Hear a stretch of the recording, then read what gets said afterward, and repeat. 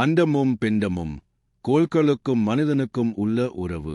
இந்திய சமுதாயத்திலே நல்லதோர் பழக்கங்கள் எல்லாம் பண்பாட்டில் அமைந்துள்ளது. கரு உருவாகும் காலத்திலே தவறு ஏற்படாது இருக்க வேண்டும். கரு உருவாகும் காலம் அமாவாசையாகவோ பௌர்ணமியாகவோ அமையக்கூடாது என்பதை நம் முன்னோர்கள் கண்டுபிடித்து இருக்கின்றார்கள். ஏனென்றால் சூரியன், பூமி, சந்திரன் இந்த மூன்றும் ஒரே நேர்கோட்டில் வரும்போது உடல், உள்ளம் இரண்டையும் ஒரு முக்கியமான எல்லைக்கு உயர்த்தவோ தாழ்த்தவோ உடையதாக உள்ளது. அந்த காலத்தில் ஏற்படக்கூடிய கரு உடலிலும் உள்ளத்திலும் குறைவு உடையதாகவேதான் அமையும் என்பதை கண்டறிந்தவர்கள் நமது முன்னோர்கள். இன்று உலகம் முழுவதும் மனவளர்ச்சி குன்றிய குழந்தைகளை ரிட்டார்டட் சில்ட்ரன் பார்க்கிறோம். என்ன காரணம்? இப்போது கரு உருவாகும் காலமே தவறாகப் போய்க் கொண்டு இருக்கிறது தான். எந்த பௌர்ணமியை உடல் உறவுக்கு ஆகாது என்று சொன்னார்களோ அந்த பௌர்ணமி என்ற ஒரு ஹோலிடே, புனித நாள் என்ற ஒரு வாசகம் போய் ஹோலிடே உல்லாச நாள் என்ற வாசகமாக மாறிப்போய்விட்டது.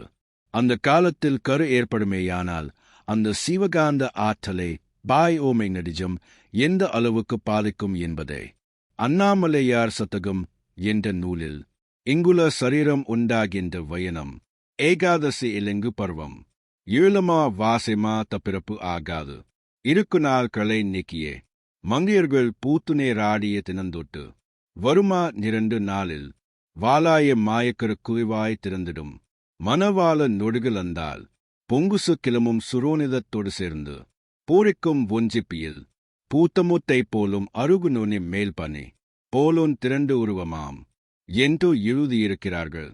இதை நமது தற்கால மருத்துவ விஞ்ஞானிகள் ஆராய வேண்டிய இடத்தில் இருக்கிறார்கள். கோள்களுக்கும் மனிதனுக்கும் உள்ள உறவு என்றும் மருத்துவ விஞ்ஞானத்திலே கொண்டு வரப்படவில்லை. அதற்கு ஒரு சிறந்த ஆராய்ச்சியை ஏற்படுத்தி அதை செய்துதான் ஆகஸ்ட் வேண்டும்.